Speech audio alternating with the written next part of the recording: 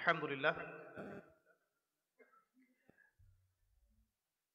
যাবতীয় প্রশংসা এবং গুণগান একমাত্র মহিয়ান ও গরিয়ান আল্লাহ সুবহানাহু ওয়া তাআলার জন্যে, যে আল্লাহ সুবহানাহু ওয়া তাআলা নাজিল করেছেন মহাবিশ্বের মহাবিস্ময় মহাগ্রন্থ আল কুরআনুল কারীম।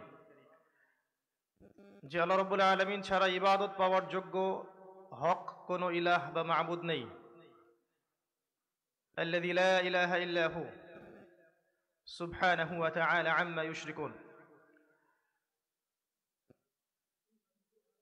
যাবতীয় প্রশংসা সে আল্লাহ পাকের জন্যে, যিনি আজকে আমাদেরকে বাদ এশা দিনের কিছু কথা শোনার এবং জানার জন্যে অত্র জায়গায় সমবেত হওয়ার তৌফিক দান করেছেন, সুস্থ শরীরে আসার তৌফিক দান করেছেন। সবাই বলি আলহামদুলিল্লাহ। অগণিত অসংখ্য দরুদ এবং সালাত বর্ষিত হোক সাইয়্যিদুল মুরসালিন খাতামুন নবিয়্যিন মুহাম্মাদুল আমিন সাল্লাল্লাহু আলাইহি ওয়াসাল্লামের প্রতি, যাকে আল্লাহ রাব্বুল আলামিন মানবতার মুক্তির দূত হিসেবে প্রেরণ করেছেন। আল্লাহুম্মা সাল্লি আলা মুহাম্মদ, আল্লাহুম্মা বারিক আলা মুহাম্মদ। আমার প্রাণপ্রিয় উপস্থিতি, আপনারা কেমন আছেন?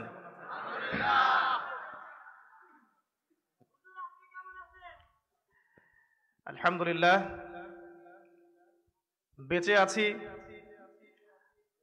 আপনাদের সামনে আসতে পেরেছি, এটাই সবচেয়ে বড় কথা।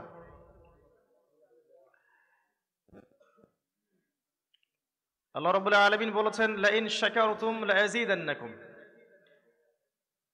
তোমরা যদি আমার কৃতজ্ঞতা প্রকাশ করো, শুকরিয়া আদায় করো, আমি তোমাদের প্রতি আমার নিয়ামত বাড়িয়ে দেব। ওয়া লাইন কাফারতুম ইন্না আযাবি লাশাদীদ। আর তোমরা যদি অস্বীকার করো, কুফরি করো, তাহলে জেনে রেখো আমার আযাব বড় কঠিন।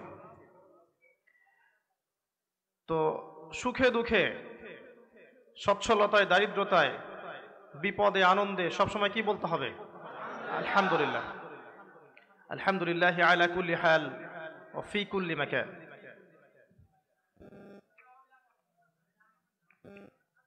আজকে আমরা একটা গুরুত্বপূর্ণ বিষয় নিয়ে কথা বলবো ইনশাআল্লাহু আযজা ওয়া জাল। আমি অনুরোধ করব, এখানে যারা আছেন উপস্থিত, আমরা একটা দ্বীনি মাহফিলে বসে আছি, তো এখানে আমরা আমাদের মর্জি মতো চলতে পারবো না।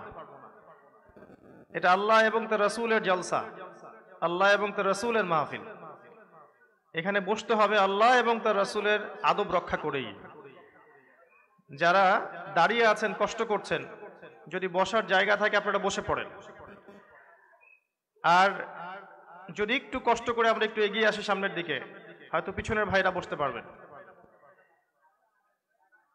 আমরা সুশৃঙ্খল জাতি, তাই বিশৃঙ্খলা করব না ইনশাআল্লাহ। আর যে দিক নির্দেশনা দেয়া হয়েছে আমাদের পক্ষ থেকে, এটা দেয়ার প্রয়োজন আছে বলেই আমরা দিয়েছি। বুঝে নেবেন এর মধ্যেই উম্মার কল্যাণ আছে। আল্লাহ পাক বোঝার তৌফিক দান করুন, আমিন।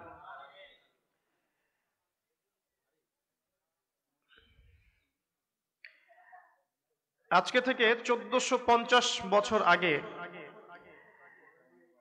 একটা সমাজ ছিল মরু আরবের বুকে, তার নাম ছিল মক্কা, মক্কাতুল মুকাররমা। আমরা এই যুগটাকে বলি আইয়ামে জাহেলিয়াতের যুগ, অন্ধকারাচ্ছন্ন যুগ। এ যুগে এমন কোনো পাপাচার নেই যা সমাজে বাস্তবায়িত হতো না। আইয়ামে জাহেলিয়াতে মোটা দাগে 5টা সমস্যা ছিল। কয়টা সমস্যা? 1 নম্বর সমস্যা ছিল শিরক। তারা আল্লাহ রাব্বুল আলামিনের একত্ববাদের সাথে শিরক করত, আল্লাহর সাথে অন্যকে শরীক করত। তারা আল্লাহকে বিশ্বাস করত ঠিকই, কিন্তু আল্লাহর পাশাপাশি তারা মাধ্যম পূজা করত, মৃত মানুষের পূজা করত, স্ট্যাচুর উপাসনা করত, ওসিলা পূজা করত। শিরকের আরো অনেক ক্যাটাগরিজের মধ্যে তারা তাদের আকীদাকে মিশ্রিত করে ফেলেছিল, কিন্তু তারা আল্লাহকে বিশ্বাস করত। একজন উপরওয়ালা আছেন, এই বিশ্বাস আবু জেহেলেরও ছিল। দলিল, আবু জেহেল যখন বদরের যুদ্ধে যাচ্ছে মুহাম্মদ সাল্লাল্লাহু আলাইহি ওয়াসাল্লামের বিরুদ্ধে যুদ্ধ করতে, তখন সে প্রথমে কাবা ঘরে গিয়েছিল। কাবা ঘরে গিয়ে বলেছিল, আল্লাহুম্মা ইন কুনতা তা'লাম আন্না মুহাম্মাদান আলাল হাক্কি ফানসুরহু। আল্লাহ, আপনি যদি জেনে থাকেন যে মুহাম্মদ সাল্লাল্লাহু আলাইহি ওয়াসাল্লাম সত্যের উপরে আছে, তাহলে মুহাম্মদকেই সাহায্য করুন। ওয়া ইন কুনতা তা'লাম নাহনুল কুরাইশ আলাল হক ফানসুরনা। আর আপনি যদি জেনে থাকেন যে আমরা কুরাইশরা হকের উপরে আছি, মুহাম্মদ নেই, তাহলে আমাদেরকে সাহায্য করুন। এটা আবু জেহেলের কথা ছিল। বোঝা গেল আবু জেহেল আল্লাহকে বিশ্বাস করত।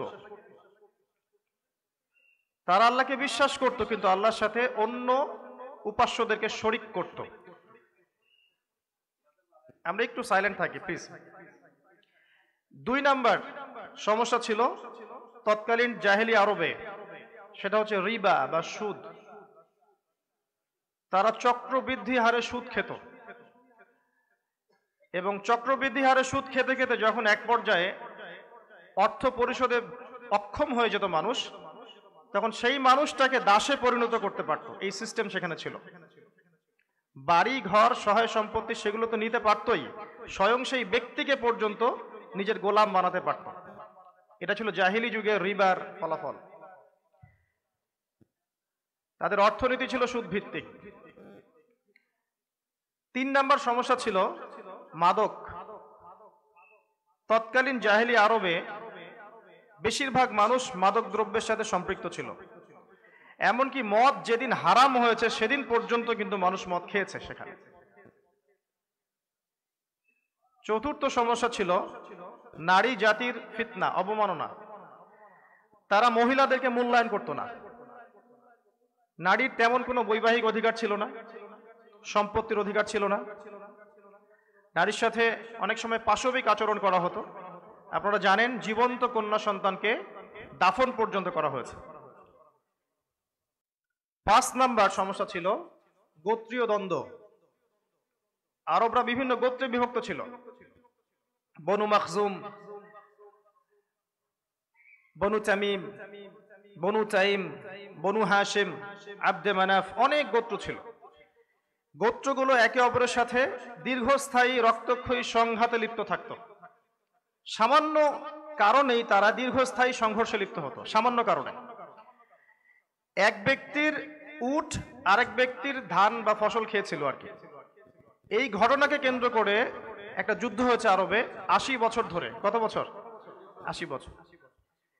এই 5টা ছিল আরবের মৌলিক সমস্যা। এছাড়া আরো অনেক সমস্যা ছিল, বাট এই 5টা হচ্ছে মেজর 5 প্রবলেমস ইন আইয়ামে জাহেলিয়া। আমার কথা কি বুঝতে পারছেন? এখন এই 5টা সমস্যাকে একটু মিলাই আমরা। এখন আজকের বিশ্বের দিকে তাকিয়ে দেখবেন, এই বিশ্বের সবচেয়ে প্রধান সমস্যা শিরক। শিরক এখন মুসলিমদের মধ্যে ঢুকে গেছে। ইন্না লিল্লাহি ওয়া ইন্না ইলাইহি রাজিউন। অমুসলিমদের মধ্যে তো আছেই, মুসলিমদের মধ্যেও শিরক ঢুকে গেছে। মুসলিমরা কবর পূজা করছে, মুসলিমরা মাজার পূজা করছে, মুসলিমরা মৃত মানুষকে পূজা করছে। মুসলিমরাই বলবে তাকদীর বলতে কিছু নাই। মুসলিমরা বলছে ঈশ্বর বলে কেউ নাই, বিগ ব্যাং থেকে সব সৃষ্টি হয়েছে। মুসলিমরা বলছে যে আল্লাহর হালালকে আমরা হারাম করতে পারি, আল্লাহর হারামকে হালাল করতে পারি। শিরকগুলো মুসলিমদের মধ্যে ঢুকে গেছে এখন। এটা সবচেয়ে দুর্ভাগ্যজনক। একটু বিচক্ষণ শ্রোতা হলে আপনি বুঝতে পারবেন, ওই আইয়ামে জাহিলিয়াতের শিরকি আকীদা এখন বৈশ্বিক আকার ধারণ করেছে। বিশ্বের প্রতিটা বিভাগের দিকে তাকাবেন, শিরক আছে। প্রত্যেকটা বিভাগে শিরক আছে। ইবাদতের মধ্যেও আছে, মুআমালাতের মধ্যেও আছে, এডুকেশনেও আছে, ইকোনমিক্সেও আছে, এবং জিওপলিটিক্সের মধ্যেও শিরক আছে। দ্বিতীয় যে সমস্যা তাদের ছিল রিবা, সুদ। এখন যদি তাকান আপনি এই বিশ্বের দিকে, আপনি দেখবেন এই বিশ্বের ইকোনমিক বেজ হচ্ছে রিবা, সুদ। গ্লোবালি ইকোনমিক বেজ হচ্ছে রিবা বা সুদ। রিবা যেটা করে, মানি বা টাকাকে মার্কেটের মধ্যে সার্কুলেট হতে দেয় না। একটু মনোযোগ দিয়ে বুঝতে হবে কথাগুলো। আল্লাহ পাক যে বলেছেন ওয়া আহাল্লাল্লাহুল বাইআ ওয়া হাররামা রিবা, আল্লাহ ব্যবসাকে হালাল করেছেন, রিবাকে হারাম করেছেন। ব্যবসা টাকা বা মানিটাকে মার্কেটের মধ্যে সার্কুলেট করতে পারে। আজকে যে ধনী আছে কালকে ধনী নাও থাকতে পারে, কালকে যে গরিব আজকে ধনী হয়ে যেতে পারে। ব্যবসায় এই সুযোগ আছে, কারণ ব্যবসায় লাভ লসের রিস্ক আছে। এখানে চিরস্থায়ীভাবে কেউ ধনী থাকতে পারবে না ব্যবসায়, আবার চিরস্থায়ী কেউ ফকিরও হবে না। But in the opposite hand রিবা, এখানে আপনাকে ধনী দিন দিন ধনী হতে থাকবে আর দরিদ্র দিন দিন দরিদ্র হতে থাকবে। এখানে মানি বা যেটা ফিগার টাকার, এটা মার্কেটে সার্কুলেট করবে না, বরং এটা কিছু মানুষের হাতে পুঞ্জীভূত হয়ে যাবে। এটাকে আমরা বলি ওয়ান কাইন্ড অফ ক্যাপিটালিজম বা পুঁজিবাদ। এই সমস্যাটা ওই যুগে ছিল, এই যুগে এখন পুরো গ্লোবালি দেখবেন সবাই কম বেশি আমরা সুদ খাচ্ছি, ইচ্ছায় হোক অনিচ্ছায় হোক। আর আমি অনেক দিন বলেছি, আল্লাহ রাব্বুল আলামিন কোরআনে বলেছেন, আমি শুধু অনুবাদক, আমার দিকে তেড়ে আসবেন না কাইন্ডলি। আল্লাহ বলেছেন কোরআনে, ইয়া আইয়ুহাল্লাযীনা আমানু, হে ঈমানদারগণ, ইত্তাকুল্লাহ, আল্লাহকে ভয় করো, ওয়া যারু মা বাকিয়া মিনার রিবা, সুদের অবশিষ্ট অংশ ছেড়ে দাও। আল্লাহ বলেছেন ওয়া ইল্লাম তাফআলু, তোমরা যদি সেটা না করো, ফাযানু বিহারবিম মিনাল্লাহি ওয়া রাসূলিহি, তাহলে আল্লাহ এবং তার রাসূলের সাথে যুদ্ধের ঘোষণা শুনে রাখো। এটা কোরআন, এটা কোরআন যেটা আপনার পক্ষে সাক্ষী দিবে অথবা বিপক্ষে সাক্ষী দিবে। আল কোরআন হুজ্জা, কোরআন প্রমাণ, দলিল, লাকা ওয়া আলাইক, আপনার পক্ষে অথবা এগেইনস্টে। আপনি ডিসাইড করবেন আপনি কোন দিকে যাবেন। আমি হচ্ছি ফাযাক্কির ইন্নামা আনতা মুযাক্কির, তুমি উপদেশ দাও, তুমি শুধু উপদেশ দাতা, লাস্তা আলাইহিম বিমুসাইতির, তুমি তাদের প্রতি দারোগা নও। আমি আপনাদের প্রতি দারোগা নই, ফোর্স করে কিছু মানাতে যাব না। আরো আছে, রাসূলুল্লাহ সাল্লাল্লাহু আলাইহি ওয়াসাল্লাম হাদিসে বলেছেন, যে ব্যক্তি 1 দিরহাম সুদ খাবে সে যেন 36টা মেয়ের সাথে জিনা করলো। আর একটা কমন হাদিস তো জানেন, রিবার পাপের 70টা বা 73টা শাখা আছে, যার সবচেয়ে নিম্ন স্তরটা হচ্ছে নিজের মাকে বিয়ে করা। এগুলো শোনার পরে আপনি চাইলে খেতে পারেন, আপনি চাইলে আল্লাহকে ভয় করে ছাড়তে পারেন। যদি আল্লাহকে ভয় করে ছেড়ে দেন, আপনার রিজিকের পুরো দায়িত্ব আল্লাহ নিয়ে নেবেন সব। আর যদি আল্লাহকে ভয় না করে সুদের উপরে থাকেন এই কথা শোনার পরেও, তাহলে মনে রাখবেন আল্লাহ পাক যতটুকু রিজিক রেখেছেন আপনার জন্য, এর একটা টাকাও আপনার বাড়বে না কমবে না। রিবায় জড়ালে যে আপনার সম্পদ বাড়বে এরকম চিন্তা করবেন না। যতটুকু তাকদিরে আছে অতটুকুই পাবেন, 1 টাকাও বেশি পাবেন না, 1 টাকা কম পাবেন। বাট আল্লাহকে ভয় করে ছাড়লে আল্লাহ পাক বেহিসাব রিজিক দিতে পারেন। ওয়া মান ইয়াত্তাকিল্লাহ ইয়াজআল লাহু মাখরাজা, যে ব্যক্তি আল্লাহকে ভয় করে আল্লাহ তার জন্য পথ প্রশস্ত করে দেন। ওয়া ইয়ারযুকুহু মিন হাইসু লা ইয়াহতাসিব, এবং তাকে এমন উৎস থেকে আল্লাহ রিজিক দেন যার কল্পনাও সে করে নাই কখনো। এখনকার বিশ্বের দিকে তাকাবেন, সেম সুন্নাহ ওই আইয়ামে জাহিলিয়াত রিবা এখন গ্লোবাল রিবায় পরিণত হয়েছে। 3 নম্বর যেটা মাদক, ওই অবস্থাটা খেয়াল করে দেখেন। এখনকার বিশ্বের যুবকদের মৌলিক সমস্যা হচ্ছে মাদক, হতাশা, প্রেমে ব্যর্থতা, পড়াশোনা ভালো লাগে না, তারপরে সঙ্গদোষ, বন্ধুদের পাল্লায় পড়ে কোটি কোটি যুবক মাদক খাচ্ছে এখন রাইট নাও। যখন আপনারা এখানে বসে আছেন তখন আল্লাহর এই জমিনের উপরে লাখ লাখ কোটি কোটি যুবক মাদক সেবন করছে এখন রাইট নাও। তো এগুলো কি করে? এগুলো মনের মধ্যে একটা সাময়িক প্রশান্তির ফ্লেভার দেয়, প্রশান্তি দেয় না কখনো। প্রত্যেক মাদক সেবীকে জিজ্ঞাসা করবেন সে কি মাদকে চিরস্থায়ী শান্তি পায় কিনা, কখনো পাবে না।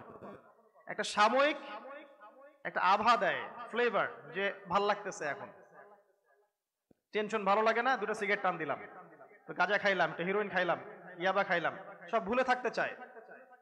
এর পিছনে সে একা দায়ী নয়, এর পিছনে তার পরিবার, সমাজ সবাই দায়ী আছে। কারণ তার মাইন্ডসেটটাকে নেগেটিভ করে ফেলে অনেক সময় পরিবার, সঙ্গদোষ, পারিবারিক চাপ, চারিদিকের চাপ ওকে হতাশ হতে বাধ্য করে। আজকে টপিকটা ইউথদেরকে নিয়ে নয়, না হলে আমি এই টপিকে অনেক কথা বলতে পারতাম।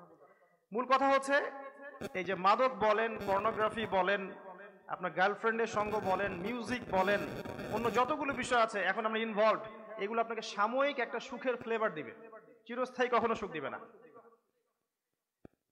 কিন্তু চিরস্থায়ী শান্তি, প্রশান্তি আপনাকে কে দিবে জানেন? এই যে আল্লাহর কালাম, এটার মধ্যে ডুবে গেলে আপনি মনের মধ্যে চিরস্থায়ী একটা প্রশান্তি এবং নূর পাবেন, যেটা সারা দুনিয়া বিক্রি করে পাওয়া যাবে না।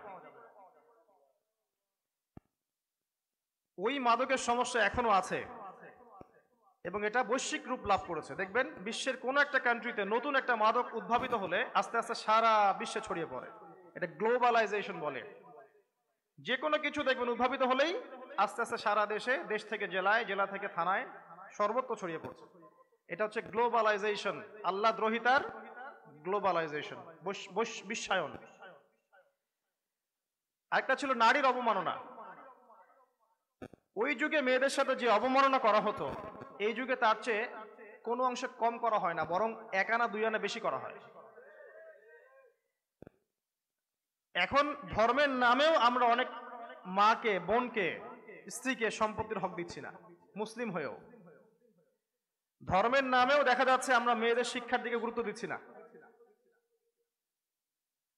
আর অধর্মের নামে তো যা ইচ্ছা তাই করছি, বেপরদামি, অশ্লীলতা, পরকিয়া, হারাম অ্যাফেয়ার্স, বিউটি কন্টেস্ট, সংস্কৃতির নামে মেয়েকে নগ্ন করে রাস্তায় ঘোরানো। উই আর ডুইং এভরিথিং যেটা দিয়ে আমরা এই সমাজটাকে ফাসাদময় করতে পারি। আর নবী সাল্লাল্লাহু আলাইহি ওয়াসাল্লাম বলেছিলেন যে কিয়ামতের আগে দুই শ্রেণীর মানুষ আসবে, যাদেরকে আমি দেখিনি, তারা জান্নাতে যাবে না, জান্নাতের গন্ধ পাবে না। এক নাম্বার, নিসাউন কাসিয়াতুন আরিয়া, এমন মহিলা যারা কাপড় পরেও নগ্ন থাকে। মুইলাতুন মামিলাত, যারা নিজেরা পুরুষদের দিকে আকৃষ্ট হয়, পুরুষকেও আকর্ষিত করে। এরা জান্নাতে যাবে না, জান্নাতের গন্ধ পাবে না। এটা তাদের প্রবলেম। আর আমরা ধর্মের নামে হোক আর অধর্মের নামে হোক, নারীর অবমাননা এখন শীর্ষে অবস্থান করছে। মেয়েকে আমরা এখন পণ্য বানিয়েছি, জাস্ট লাইক পণ্য, আর কিচ্ছু না। সবাই এমন, আমি এমনটা বলছি না, বেশিরভাগ ক্ষেত্রে হালত এমন। এই সুন্নার কোনো চেঞ্জ নাই, ওই জাহিলি সুন্না এখনো চলছে এবং এটা রূপ লাভ করেছে বৈশ্বায়ন। দেখবেন বিশ্বের বুকে আজকে নারীদের অবস্থা প্রতিটা জায়গায়। মিডল ইস্টের দিকে তাকাবেন, সেখানে দেখবেন মেয়েদেরকে দাসীর আসনে নিয়ে আসা হয়েছে। এমনকি এখন টাকার বিনিময়ে মেয়েদের গর্ভকে ভাড়াও পর্যন্ত করা হচ্ছে, যে সেখানে স্পার্ম ইনজেক্ট করবে, শুক্রাণু, 9 মাস সেখানে বাচ্চা বড় হবে, এরপর সেই মেয়ে বাচ্চা খালাস করবে, তাকে তার পারিশ্রমিক দিয়ে দেওয়া হবে। এই হচ্ছে নারীর অধিকার। নাউজুবিল্লাহ। বৈবাহিক সম্পর্কগুলো এখন ঠুনকো হয়ে যাচ্ছে দিন দিন। সম্পর্কের অবনতি, অপসংস্কৃতি থেকে, কালচারগুলো ঠিক দেখে শিখে এখন পারিবারিক সম্পর্কগুলো আস্তে আস্তে ভেঙে যাচ্ছে। দেখবেন মেয়ের পর্দার দিকে খেয়াল নাই, বোন কার সাথে মিশছে খেয়াল নাই, স্মার্টফোনের মাধ্যমে, ইন্টারনেটের মাধ্যমে জেনা ছড়াচ্ছে, আস্তে আস্তে পরকীয়া ছড়াচ্ছে। এক পর্যায়ে এসবের বলি হচ্ছে মানুষ, এসবের বলি হচ্ছে মানুষ, হত্যা পর্যন্ত হচ্ছে। স্বামীকে হত্যা করে দিচ্ছে স্ত্রী। সেদিন দেখলাম এক স্ত্রী স্বামীকে হত্যা করে পিস পিস করে কেটেছে, এটা রান্নার হাড়িতে বসায় দিচ্ছে। সুবহানাল্লাহ। অবস্থা খুব বেগতিক। আর আমরা যেটা করছি তাদের সাথে, এটা আরো আরো আরো অবমাননাকর। আমরা ওদেরকে ধর্মের নামে অধিকার দিচ্ছি না, তাদের পৃথক কর্মসংস্থানের ব্যবস্থা করছি না, জিনা থেকে ওদেরকে বাঁচানোর ব্যবস্থা করছি না, পর্দাকে নিজের পরিবারে ম্যান্ডেটরি করার চেষ্টা করছি না। আমাদের সাথে ওই জাহিলি আরবদের সুন্নার খুব একটা পার্থক্য নাই। আরেকটা হচ্ছে 5 নাম্বার, জাহিলি যুগে গোত্রীয় দ্বন্দ্ব ছিল। অল্প তুচ্ছ কারণে দেখবেন বড় বড় যুদ্ধ হয়ে গেছে জাহিলি যুগে। এই জাহিলিয়াতের এই গোত্রীয় দ্বন্দ্বটা এখনকার এই যে বৈশ্বিক দ্বন্দ্বের রূপ নিয়েছে, খেয়াল করে দেখবেন। তুচ্ছ কারণেই দেখবেন একটা দেশকে আক্রমণ করা হচ্ছে, তাকে অর্থনৈতিক ধসে ফেলানো হচ্ছে, সামরিক আক্রমণ করা হচ্ছে, নিরীহ মানুষদেরকে পাখির মতো বোম মেরে উড়িয়ে দেওয়া হচ্ছে, এবং এগুলোর শিকার হচ্ছে বেশিরভাগ মুসলিম কান্ট্রিগুলা। বেশিরভাগ মুসলিম কান্ট্রিতে দেখবেন এই সমস্যা চলছে, যেন মুসলিমরা মানুষ নয়, আমরা সন্ত্রাসী। নাউযুবিল্লাহ। আমরা মনে হয় পৃথিবীর মধ্যে সবচেয়ে কুৎসিত প্রাণী, সবচেয়ে খারাপ প্রাণী। আমরা বেঁচে থাকলে মনে হয় পৃথিবী আমাদেরকে নিতে পারছে না, যত দ্রুত আমাদেরকে মিটিয়ে ফেলা যাবে ততই মনে হয় দাজ্জালের জন্য ভালো। ভাবটা এমন আর কি। এগুলোর বলির পাঠা হচ্ছে আমরা বেশি, মুসলিমরা। নিরীহ মুসলিমদেরকে নির্বিচারে হত্যা করা হচ্ছে সারা বিশ্ব জুড়ে। এছাড়াও তাদের মাঝেও ফাসাদ আছে, যারা অমুসলিম বা ইসলামের এগেইনস্টে কাজ করে তাদের মধ্যেও কিন্তু ফাসাদ আছে। আল্লাহ পাক বলেছেন যে তাহসাবুহুম জামিআ ওয়া কুলুবুহুম শাত্তা, তোমরা মনে করো যে তাদের হৃদয়গুলো ঐক্যবদ্ধ, কিন্তু আসলে ভিতরে ভিতরে ওদের মনগুলো বিভক্ত। আল্লাহ বলেছেন এটা। হোয়াটএভার, এই গোত্রীয় দ্বন্দ্বগুলো এখন বৈশ্বিক দ্বন্দ্বের রূপ নিয়েছে, কোন কোন ক্ষেত্রে আমাদের অভ্যন্তরীণ দ্বন্দ্বের রূপ নিয়েছে। এখন ধর্মের নামে দ্বন্দ্বে জড়াচ্ছি, আপনি অমুক দল, আপনি তমুক দল, আপনি অমুক সংগঠন, আমি তমুক সংগঠন, আপনি অমুক মাযহাব, আমি তমুক মাযহাব, আপনি অমুক তরিকা, আমি অমুক তরিকা। এই যে ডিভাইডেশন। পলিটিক্যাল ক্ষেত্রে দেখবেন আপনি অমুক দল, আপনি অমুক দল, ডিভাইডেশন, বিভক্তি। বৈশ্বিক ক্ষেত্রে দেখবেন ওই দেশ এই দেশকে, ওই দেশ এই দেশকে, ডিভাইডেশন। মানবতা আজকে বিভক্ত, মানুষ হিউম্যান বিং ঐক্যবদ্ধ না, বিভক্ত। এটা ওই মক্কার সুন্নাহ। তো খেয়াল করে দেখেন ওই পাঁচটা মৌলিক যে সমস্যা, এটা কিন্তু এখনকার চলমান বিশ্ব আছে, বরং তার চেয়ে বড় আকারে আছে। আমার কথাগুলো সবাই হয়তো বুঝতে পারেন না, একটু মনোযোগ দিয়ে শুনতে হবে, কারণ আমি ক্ষমা চাচ্ছি, আমি আসলে সুর করে কথা বলতে পারি না। আর আমি এখানে মাহফিল জমাতে আসি নাই, আমি কিছু জ্ঞান শেখাতে এসেছি, শিখতে এসেছি। আর আমি বিশ্বাস করি যে যারা আমাকে একবার দুইবারও শুনেছেন জীবনে, তারা জ্ঞানের শ্রোতা, সুরের শ্রোতা না।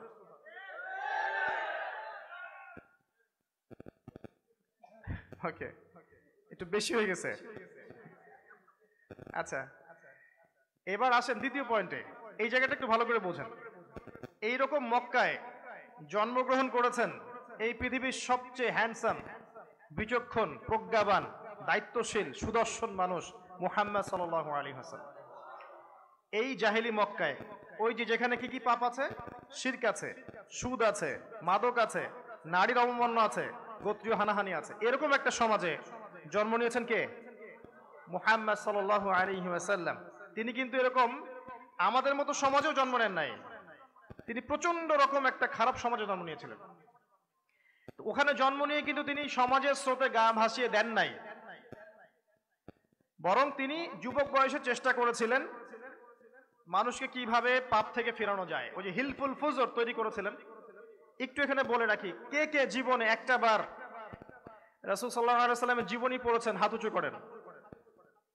মাশাআল্লাহ, শুকরিয়া, জাযাকুমুল্লাহ।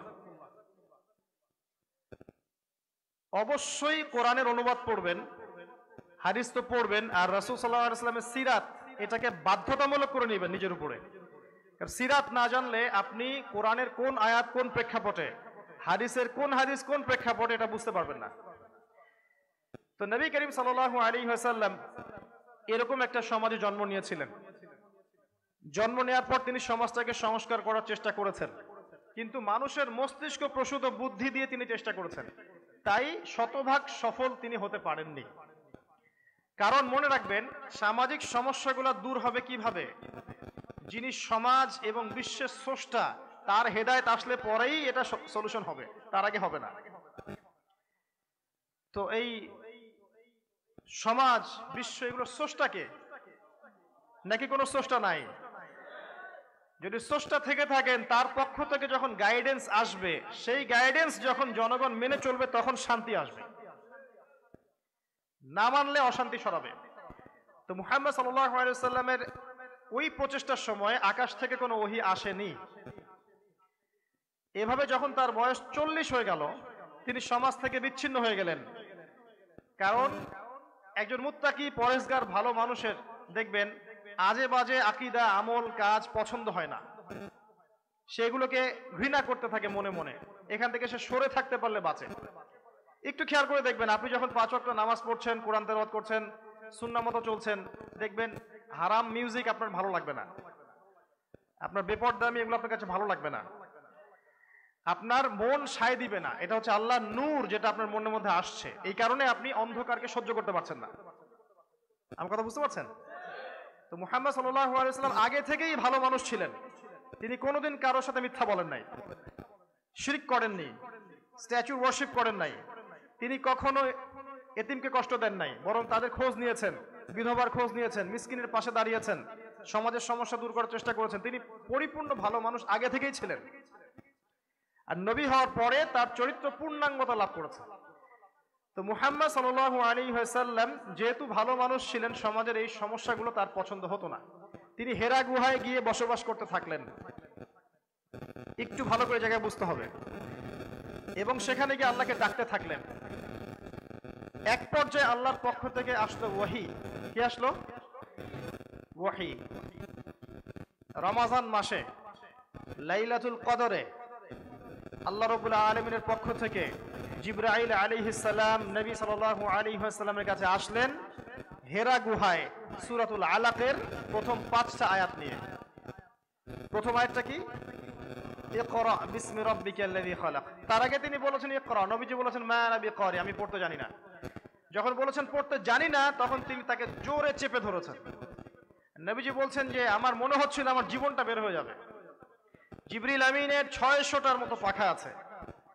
তিনি বলেছেন জিবরাইল আলাইহিস সালামকে দেখেছি আমি সশরীরে 2 বার, একবার এই ওহী আসার সময়, আর একবার হচ্ছে ওই সিদরাতুল মুনতাহায় মেরাজের রাতে। ঠিক আছে, তার 600-র বেশি পাখা আছে।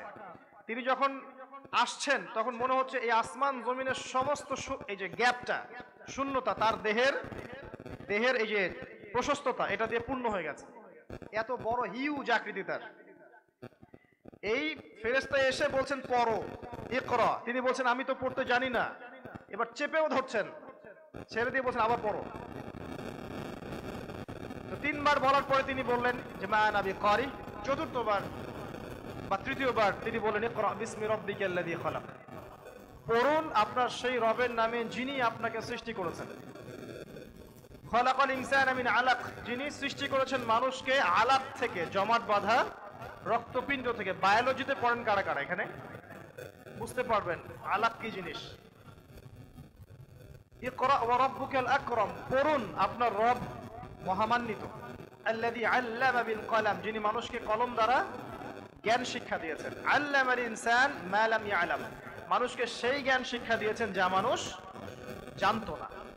এই 5টা আয়াত দেখেন, সমাজের সমস্যা অনেক, কিন্তু আল্লাহ পাক বললেন না যে শিরক করো না, হে মুহাম্মদ নামাজ পড়ো, বা স্ট্যাচু ওয়ার্শিপ করো না, বা যাকাত দাও, বা রোজা রাখো, বা আমার জিকির করো, বা এই কোরআনটা মানুষের কাছে প্রচার করো। কিচ্ছু বললেন না, দাওয়াতও দিতে বলেন নাই।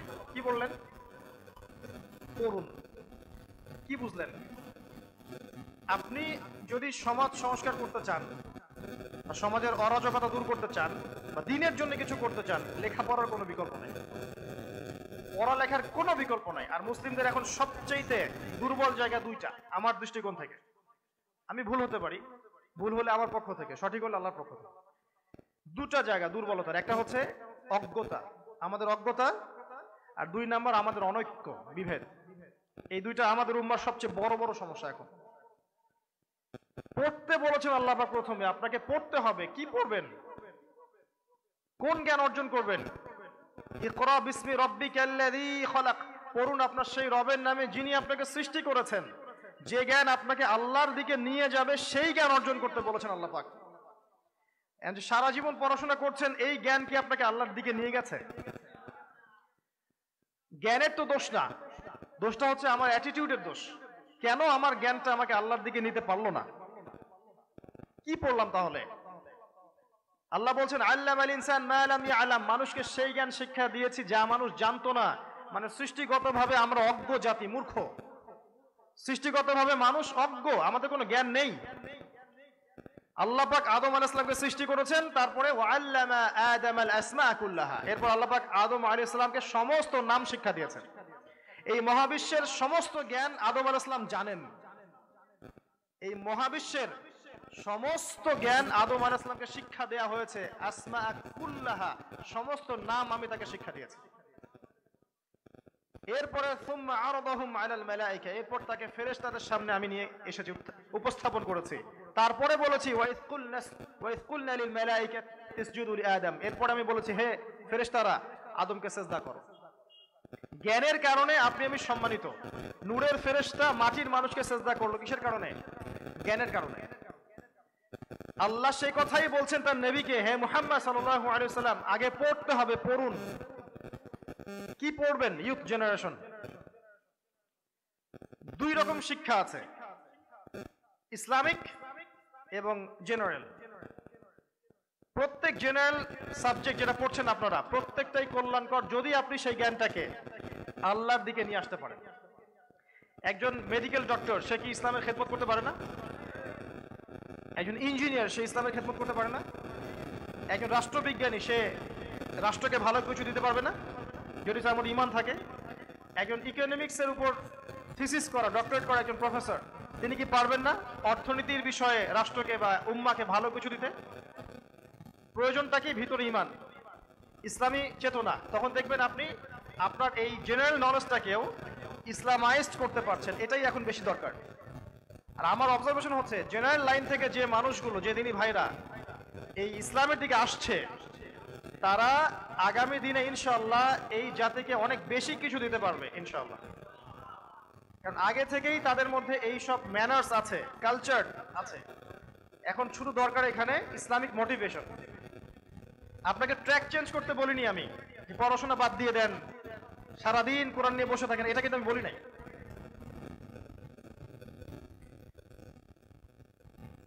তো যেটা করণীয়, আপনি আপনার জেনারেল নলেজটাকে ইসলামের দিকে কাজে লাগান। এই যে প্রযুক্তিগুলো আমরা ব্যবহার করছি, এগুলো কাদের তৈরি করা? আমাদের।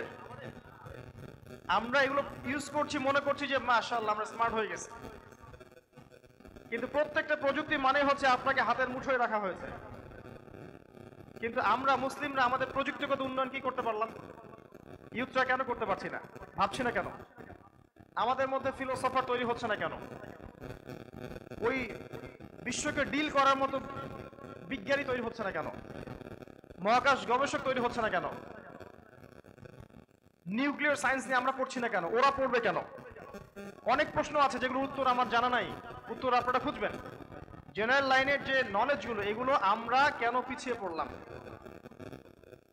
জেনারেল লাইনে পড়ছেন, আমি বলি আলহামদুলিল্লাহ। এই নলেজটাকে ইসলামের দিকে কনভার্ট করেন, ইসলামাইজড করেন, দেখবেন ইনশাআল্লাহ আপনার দ্বারা দেশ, উম্মাহ, এই বিশ্ব অনেক ভালো কিছু পাবে ইনশাআল্লাহ। আরেকটা সেক্টর কি? ইসলামিক লাইনে। ইসলামিক লাইনে যারা পড়ছেন তাদের সিলেবাসটাও কিন্তু পূর্ণাঙ্গ নয়। আমার কথায় কিছু মন খারাপ করবেন না। ইসলামিক লাইনে যারা পড়ছেন তাদের সিলেবাসটা কিন্তু পূর্ণাঙ্গ নয়। এই সিলেবাসের মধ্যে দেখবেন ইসলামিক হিস্ট্রি নাই, সিরাত খুব অল্প পরিমাণে আছে। এখানে দেখবেন ইসলামিক ইকোনমিক্স নাই, এখানে দেখবেন জিওপলিটিক্স নাই। এ ধরনের অনেক বড় বড় মেজর সাবজেক্ট, ইংরেজি, ম্যাথামেটিক্স, সায়েন্স, এই সাবজেক্টগুলো কিন্তু দেখবেন ওদের সিলেবাসের মধ্যে আবার সেই রকম মাত্রায় নাই যে মাত্রায় থাকা উচিত ছিল।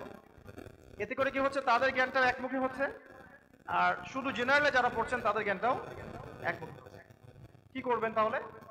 একটা হারমোনিয়াস কম্বিনেশন করতে হবে, উভয় দিকের জ্ঞানটাকে সমন্বয় করতে হবে। কিভাবে? আপনি কোরআন পড়বেন, এই জায়গাটা ভালো করে শোনেন। কি কি পড়বেন? প্রথমত কোরআন পড়তে হবে, 1 নাম্বার। অনেকে প্রশ্ন করেছেন, বইয়ের নাম বলে দেন, লেখকের নাম বলে দেন, সবকিছু বলা সম্ভব না, আমি শুধু সাবজেক্ট বলছি। ভালো করে মনে রাখেন এই জায়গাটা। আপনি জেনারেল লাইনেই পড়েন অথবা ইসলামিক লাইনেই পড়েন, এই জিনিসগুলো পড়তেই হবে যদি আপনি আগামী বিশ্বকে ডিল করতে চান কোরআন সুন্নাহ দিয়ে। আদারওয়াইজ আপনি সময় স্রোতে হারিয়ে যাবেন, কেউ আপনাকে মনে রাখবে না, এবং আপনার আমার দ্বারা উম্মাহ, এই দেশ জাতি কিচ্ছু পাবে না, একটা বোঝা হয়ে থাকবো আমরা। 1 নাম্বার সাবজেক্ট আল কোরআন। এই কোরআনের বিশুদ্ধ তিলাওয়াত শিখতে হবে, অর্থ জানতে হবে, আরবিক ভাষা শিখতে হবে, কোরআনের তাফসীর পড়তে হবে, অনুবাদ করতে হবে, কিছু অংশ মুখস্থও করতে হবে। আমার কথা কি বুঝতে পারছেন?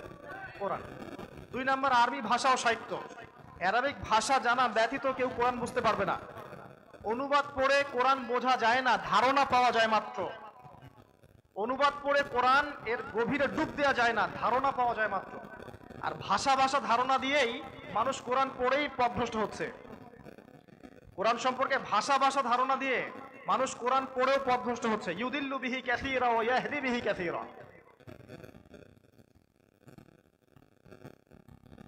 কিছু মানুষ কোরআন পড়ে বলছে যে কোরআনই মানতে হবে, হাদিস মানার দরকার নাই। কোরআন পড়ে বলছে, কোরআন পড়ে দেখলাম কোথাও হাদিস মানার দলিল নাই, কোরআন পড়ে বলছে। কোরআন পড়ে কিছু মানুষ বলছে যে আমি নিজেই মুস্তাহিদ, কোনো মাযহাব মানারও দরকার নাই, আমি একাই 100। ইমামকে ফলো করলে শিরক হয়ে যাবে, নাউযুবিল্লাহ। কোরআন পড়েই মানুষ এগুলো কথা বলছে। কোরআন পড়ে কিছু মানুষ বলেছে যে তাকদীর বলতে কিছু নাই, মানুষ নিজেই তার ভাগ্যের নিয়ন্ত্রণ। কোরআন পড়ে কিছু মানুষ বলেছে যে তাকদীরই সবকিছু, আমার কর্মের কোনো স্বাধীনতা নাই, উল্টা। কোরআন পড়ে কিছু মানুষ বলেছে খালি লা ইলাহা ইল্লাল্লাহ একবার মুখে বললেই এনাফ, কিছু করা লাগবে না। কোরআনের দলিল দিয়েই কিছু মানুষ বলেছে কবিরা গুনাহ করলেই মানুষকে হত্যা করা জায়েজ, এরাই জঙ্গিবাদ ছড়িয়েছে। কোরআন পড়েও মানুষ বিভ্রান্ত হতে পারে যদি আরবির গভীর জ্ঞান না থাকে এবং এর সাথে হাদিসকে কম্বাইন করতে না পারে, হারমোনিয়াসলি কানেক্ট করতে না পারে, তাহলে দেখবেন কোরআন পড়েও মানুষ বিভ্রান্ত হতে পারে। তাহলে সমাধান কি? কোরআন এবং সুন্নাহকে সাহাবীদের বুঝ অনুযায়ী বুঝতে হবে, সাল্লাল্লাহু আলাইহি ওয়াসাল্লাম এবং সাহাবীদের বুঝ আন্ডারস্ট্যান্ডিং অনুযায়ী বুঝতে হবে, নিজের মতো করে বোঝা যাবে না। তাহলে ইনশাআল্লাহ আমরা সঠিক পথে থাকতে পারবো। প্রথম সাবজেক্ট কি বললাম? আল কোরআন পড়তে হবে, authentic recitation, understanding the meanings. এর পাশাপাশি আপনার অ্যারাবিক ল্যাঙ্গুয়েজ এবং অ্যারাবিক গ্রামার, এটা জানতে হবে 1 নাম্বার। পাশাপাশি পরে গিয়ে আপনি তাফসীর পড়বেন, অনুবাদ পড়বেন। এটাকে দৈনন্দিন ভাগ করে নেবেন, 10টা আয়াত, 5টা আয়াত, 20টা আয়াত, এর বেশি যায়েন না। আস্তে আস্তে বাড়ান, প্রথমে 10টা করে আয়াত পড়েন, তারপর 15টায় যান, তারপর 20টায় যান, পরে 1 পারায় চলে যান। কোরআনের সাথে আরো বিষয় আছে, হিফজ করবেন। কিছু অংশকে হিফজ করতেই হবে, 1 পারা হোক বা 2 পারা হোক বা 3 পারা হোক, করবেন। দেখেন সারা জীবনে কত কিছু হিফজ করেছেন না? কেমিস্ট্রিতে কারা পড়েছেন? কেমিস্ট্রি বা ফিজিক্সে আপনি পড়েছেন? পর্যায় সারণী মুখস্থ করেছেন না? Hydrogen, helium, lithium, beryllium, boron, carbon, nitrogen, oxygen, ফ্লোরিনিয়াম, মুখস্থ করছেন না? ভালো তো মুখস্থ আছে আমার, মাশাআল্লাহ, অনেকদিন আগে মুখস্থ করছি। এই পর্যায় সারণীর চার্ট আমাদের স্টুডেন্টদের মুখস্থ, এতগুলো মৌলের নাম, পারমাণবিক ভর, সংখ্যা, সবকিছু। ফিজিক্সের সূত্রের নাম সব মুখস্থ। ইংরেজির যত এই যে গ্রামাটিক্যাল মেথডগুলো আছে সব মুখস্থ। তো আপনি কোরআনের 10টা, 20টা, 30টা সূরা মুখস্থ করতে পারবেন না? 1 পারা, 2 পারা, 3 পারা মুখস্থ করতে পারবেন না? এটা শয়তানের ধোঁকা। শয়তান 3টা ধোঁকা দিতে পারে। আপনাকে সে বুঝাবে যে তুমি অনেক জানো, তোমার জানার দরকার নাই। শয়তান বুঝাবে। শয়তান এসে বুঝাবে যে তোমার বয়স হয়ে গেছে বাবা, তোমার দ্বারা হবে না। আর আরেকটা বুঝাবে যে তোমার সামনে অনেক সময় পড়ে আছে, এখনই এত তাড়াহুড়ার কি দরকার। এগুলো শয়তানের ধোঁকা। যারা ইংরেজিতে অনার্স করতে পেরেছেন, কেমিস্ট্রিতে মাস্টার্স করতে পেরেছেন, ফিজিক্স নিয়ে পড়েছেন, ম্যাথামেটিক্স নিয়ে পড়েছেন, ইকোনমিক্সের মতো কঠিন সাবজেক্ট পড়েছেন, জিওপলিটিক্স পড়ছেন, তাদের জন্য এই কোরআনের 1টা পারা মুখস্থ করা খুব কঠিন বিষয়। আচ্ছা, 1 পারা মুখস্থ না করেন, কোরআনের বাছাইকৃত আয়াতগুলো মুখস্থ করতে পারবেন না? ইম্পর্টেন্ট সূরাগুলা, ইম্পর্টেন্ট আয়াতগুলা যেগুলো আপনাকে দাওয়া দেওয়ার জন্য লাগবে, এগুলো পারবেন না? এগুলো করতে হবে। আজকে থেকে নিয়াত করেন, আগামী রমাজান আসার আগেই অন্তত পক্ষে 1 পারা হিফজ করা চাই। হাত উঁচু করেন, কার কার নিয়াত করছেন? যদি আপনারা করেন, এই নেকির কিছু অংশ আমি পাবো ইনশাআল্লাহ। তাহলে প্রথম সাবজেক্ট কি? আল কোরআন। কোরআনের মধ্যে আছে তিলাওয়াত, অর্থ অনুধাবন, তাফসীর পড়া, আরবি ভাষা শেখা, এভরিথিং হিফজ। এই টোটাল সাবজেক্ট কোরআনের। কিভাবে করবেন বাকিটা আপনি বুঝে নেন। প্রয়োজনে মাদ্রাসার আলেমদের কাছে গিয়ে পড়ে থাকেন, সোহবতে পড়ে থাকেন। প্রাইভেট পড়ছেন না, কোচিং করছেন না, বিসিএস কোচিং করছেন না, পড়ে আছেন না জ্ঞানের সাথে। এই পরিশ্রমের 50% করেন ইসলামের জন্য, আল্লাহ বাকি 50% করিয়ে দিবেন ইনশাআল্লাহ। আর আমরা গার্ডিয়ানদেরকে বলবো উৎসাহিত করেন। এইটুক পড়লে আপনার ছেলের ফিউচার খারাপ হবে না, বরং তার মেমোরি শার্প হবে, আল্লাহর রহমত তার উপর আসবে, বারাকা আসবে, নূর আসবে, এবং সে দেখবেন পরিপূর্ণ ভালো মানুষে পরিণত হয়েছে ইনশাআল্লাহ। আপনাকে তখন বলতে হবে না বাবা সিগারেট খেও না, জেনা করো না, ডাকাতি করো না, মারামারি করো না, গুন্ডা মাস্তানি করো না, এগুলো আপনাকে বলতে হবে না। সে নিজে আল্লাহর ভয় সব ছেড়ে দিবে ইনশাআল্লাহ। এটা ফার্স্ট সাবজেক্ট। সেকেন্ড সাবজেক্ট হচ্ছে আল হাদিস। হাদিসের মধ্যে গিয়ে সমস্যা হচ্ছে আমরা অনেক সময় বড় বড় হাদিসের বইগুলো আগে পড়তে চাই, এটা ভুল। আগে বুখারী শরীফ নিয়ে বসার দরকার নেই আপনার, আগে ছোট ছোট হাদিসের বইগুলো নিয়ে বসেন। হাদিসে আরবাঈন নিয়ে বসেন, ফয়জুল কালাম নিয়ে বসেন, রিয়াদুস সালেহিন পড়েন, তারপরে আপনার মিশকাতুল মাসাআবি পড়েন, বুলুগুল মারাম মিন আদিল্লাতিল আহকাম এটা পড়েন। পরে আপনি যান আবু দাউদে যান, তিরমিজিতে যান, নাসাই, ইবনে মাজাহ, বুখারী, মুসলিম পড়ে যান। না হলে কি হবে, মনে হবে যে আপনার মাথার উপর দিয়ে যাবে সহিহ বুখারীর অনেক হাদিস, তখন মনে হবে যে কোরআন মনে হয় হাদিসের সাথে সাংঘর্ষিক। আসলে বিষয়টা এমন না। আপনাকে যদি এখন সরাসরি ইন্টারমিডিয়েটে ভর্তি করাই, এসএসসি লেভেল না পড়ি, আপনি কি পারবেন? এটা আমাদের অনেক ভাই বুঝতে চায় না। আর নিজে নিজে যখন একটু কোরআন সুন্নাহ পড়ে ফেলে, তখন আবার আরেক সমস্যা হয়, নিজে আবার মুফতি হয়ে যায়। এটা হালাল, ওইটা হারাম, ওটা ঠিক না, এটা ঠিক না, অমুক আলেমের এই দোষ, অমুক আলেমের এই সমস্যা, দুনিয়ার কথাবার্তা ওর মুখ থেকে শোনা যায়। ও নিজে মুস্তাহিদ হয়ে গেছে মাশাআল্লাহ। অথচ দেখবেন সহি করে কোরআনটা পর্যন্ত পড়তে জানে না। কিছু মনে করেন না প্লিজ, এটা বাস্তবতা। এগুলো ফিতনা ছড়াচ্ছে। উলামায়ে কেরামের সোহবতে গিয়ে পড়ে থেকে জ্ঞান শিখতে হবে। আলেম ওলামা ছাড়া জ্ঞান শিখতে যাবেন না।